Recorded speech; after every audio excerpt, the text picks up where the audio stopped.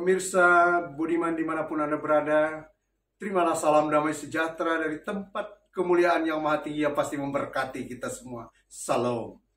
Hari ini firman Tuhan akan melawat kita sehingga memberkati seluruh kehidupan pribadi saudara. Secara khusus pemirsa setia channel Fristio. Sebelum hamba ini membaca dan mewartakan firman Tuhan yang memberkati kita, saya mengajak kita satu hati dalam doa, agar hati, tubuh, roh, dan jiwa kita terpimpin dalam hikmat yang datang daripada kuasa Tuhan Yesus. Amin, saudara-saudara, kita berdoa. Kemuliaan bagimu ya Allah kami persembahkan melalui lantunan pujian rohani, melalui iman pengharapan yang kami bawa dalam doa. Saat ini kami rindu untuk mendengar firman-Mu ya Bapa. Urapi hati setiap kami sehingga kami boleh menerima firman ini, lalu memelihara dalam hati bahkan memberlakukannya. Karena dengan demikian janji berkat Tuhan menjadi milik kami sekalian, yaitu memperoleh damai sejahtera dan pemeliharaan Tuhan yang sempurna.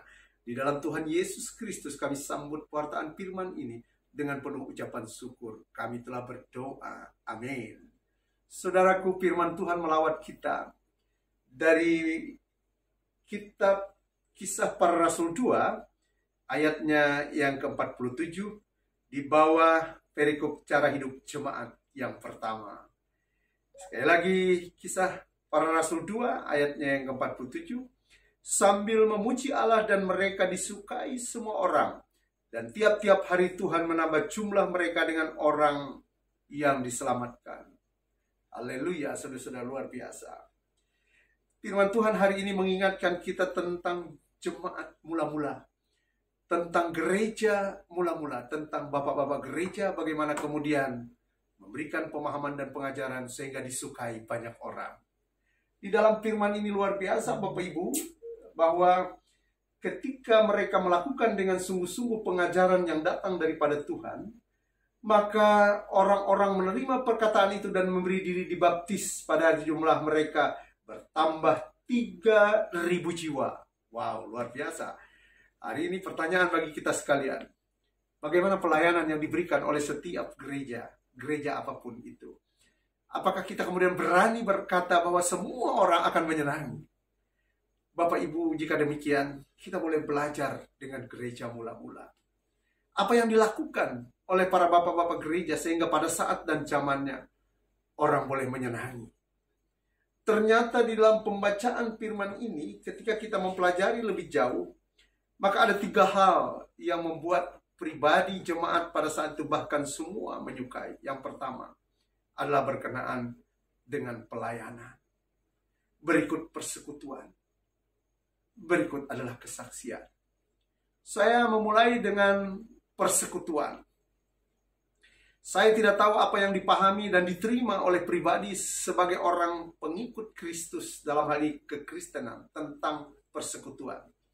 Jika persekutuan itu dipahami hanya sebatas kita pergi ke gereja bersama-sama pada hari Minggu, jika persekutuan itu hanya sebuah kebersamaan pada saat ada jadwal ibadah dan sebagainya, terlalu kecil Bapak Ibu Saudara pemahaman tentang persekutuan itu. Persekutuan mula-mula sehingga membuat banyak orang senang ketika berbicara tentang gereja dan kekristenan, karena persekutuan itu mengacu kepada rasa. Persekutuan yang dimaksud adalah di mana pribadi kita dapat merasakan apa yang dirasakan oleh orang lain. Dan hal ini telah diteladankan dan dicontohkan dalam penggenapan kasih Allah yang luar biasa. Ia mengasihi tanpa mengenal harus ada balasan. Ia mengorbankan nyawanya untuk memberikan tebusan dosa bagi banyak orang yang berdosa.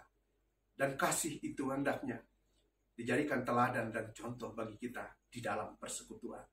Sekali lagi, persekutuan yang dikehendaki dan diajarkan oleh Tuhan, yang seharusnya diwariskan kita sampai hari ini, adalah persekutuan di mana kita mengembangkan apa yang orang lain rasa dapat kita rasakan.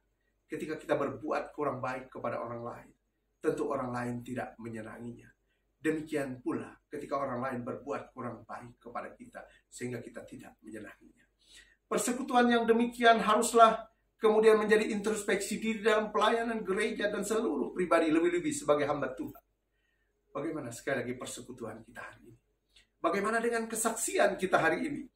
Apakah kita mampu bersaksi, berani mengatakan yang sesungguhnya? Ataukah kita menjadi pribadi ragu untuk bersaksi tentang kebenaran manakala berhadapan dengan situasi yang kurang memungkinkan. Sehingga perkataan yang kita sampaikan kadang-kadang tidak sesuai dengan apa yang dikehendaki oleh Tuhan kita Yesus Kristus. Kemudian Bapak Ibu Saudara yang saya kasihi, menutup khotbah yang pendek ini, saya ingin memastikan bahwa Allah menghendaki kehidupan saudara saya melalui pelayanan dan kesaksian, bahwa kita menjadi pribadi yang berdampak bagi orang lain. Ada satu keteladanan yang baik untuk kita lihat. Bagaimana kemudian seorang wanita yang bertumbuh, yaitu seorang Albania, ia adalah Bunda Tersia. Dia selalu terngiang-ngiang dengan bunyi firman Tuhan yang tertulis dalam Injil Matius, bahwa ketika aku lapar, engkau tidak memberi aku makan. Ketika aku menjadi orang asing di tempatmu, engkau tidak memberi aku tumpangan. Ketika aku haus, engkau tidak memberi aku minum. Itulah yang senantiasa menjadi satu motivasi bagi seorang Bunda Teresia untuk memberikan pelayanan yang tulus dan memberikan sesuatu yang berguna bagi orang-orang yang membutuhkannya. Saudaraku yang terkasih, suatu kesaksian yang luar biasa yang diberikan oleh seorang perempuan tua. Ketika ditanya tentang Yesus Kristus, ia berkata, saya belum pernah berjumpa. Bahkan saya tidak mengenalnya secara utuh. Tetapi yang saya tahu, Yesus Kristus itu adalah seorang perempuan tua yang memakai jilbab, yang tangannya diulurkan bagi setiap orang yang membutuhkan. Terutama kami yang kurang beruntung. Di situ yang dimaksud tidak lain dan tidak bukan adalah Bunda Teresia yang memberikan jamahan, yang memberikan bantuan kepada orang-orang yang sedang membutuhkan.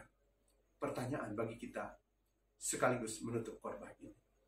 Apakah ketika ada pribadi sesama kita yang berada dalam kesulitan dan meminta serta memohon bantuan kepada saudara, yang sesungguhnya saudara memiliki kemampuan untuk memberikan pertolongan, tetapi harus kita akui tidak jarang kemudian pribadi kita menjadi pandai memberikan alasan itu, ini, dan sebagainya untuk tidak memberikan pertolongan. Padahal kita pribadi sangat mampu memberikan pertolongan itu. Dan bagian dari pertolongan ini adalah sebuah persekutuan dengan Tuhan. Suatu ketika seorang pemuda kaya bertanya, apa yang harus saya kerjakan agar boleh masuk ke dalam kerajaan surga? Lalu Tuhan mengajarkan, Yesus sendiri berkata, untuk dapat memberikan pertolongan bagi sesama. Bahkan Yesus sendiri menetapkan dalam hidup ini hukum yang pertama dan yang terutama, itu adalah berbicara tentang kasih.